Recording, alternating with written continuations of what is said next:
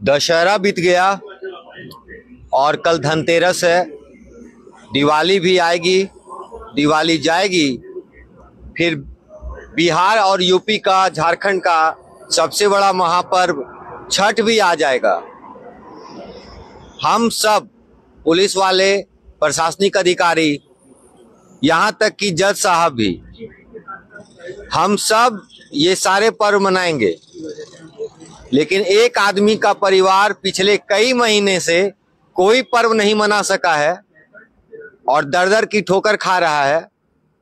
आप सब जानते हैं और सब इसी आशा में हैं कि कब जल्द से जल्द कोई गुड न्यूज आए। तो उस आदमी का नाम है, आप सब जानते हैं, मनीष कश्यप। मनीष कश्यप के बारे में जिस दिन से मनीष कश्यप ने कोर्ट में पेशी के दौरान पुलिस गाड़ी में, जिस गाड़ी से मनीष आता जाता था, और जेल के अंदर चल रही कुव्यवस्था का उसने खुलेआम सीना ठोक कर पर्दाफाश किया, जिसके बाद 5 पुलिस वाले सस्पेंड किए गए और शो कॉज जारी किया गया। फिर मनीष कश्यप दिखना बंद हो गया और ये जो सो कॉल्ड यूट्यूबर्स हैं जो इनके पीछे लगे रहते थे, ये सब एक एक करके गायब हो गए। अब बात है कि मनीष कश्यप कब छूटेगा। तो ये बात कोर्ट प्रोसीडिंग की है। जो सूत्र है उसके हवाले से खबर यही है कि डेट को छठ के बाद तक के लिए बढ़ा दिया गया है।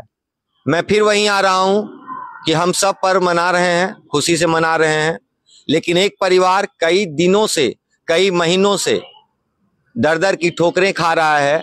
मुख्यमंत्री से लेकर के प्रधानमंत्री तक, प्रधानमंत्री से लेकर राष्ट्रपति तक, बाबा बागेश्वर से लेकर कई धाम तक और कई नेताओं का चक्कर काटने के बाद भी आज भी वो परिवार खुश नहीं हो पा रहा है। तो उसका नतीजा यही है कि इस बारे में कोई सोच समझ किसी का काम नहीं कर रहा और मनीष कश्यप आज भी सलाखों के पीछे है और जेल की सजा काट रहा है।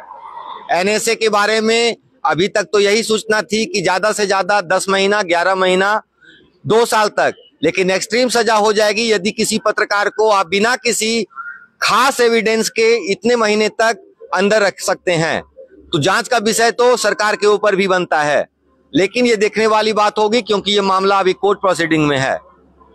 अब बात कर ले हम बिहार की राजनीति का। तो पिछले 2 दिनों से वहां के जो मुख्यमंत्री हैं नीतीश कुमार छाए हुए हैं, अच्छे काम के लिए नहीं, सेक्स एजुकेशन बांटने के लिए। आप सब ने देखा होगा कितने बेबाकी से उन्होंने युवक युवतियों के शादी के ऊपर और शादी के उपरांत बच्चा पैदा करने की सारी प्रक्रियाओं का बखान किया और अपने मान मर्यादा की धज्जियां उड़ाते हुए उन्होंने पूरे सभासदों के सामने किस तरह से माहौल उड़ा दिया पूरे बिहार का।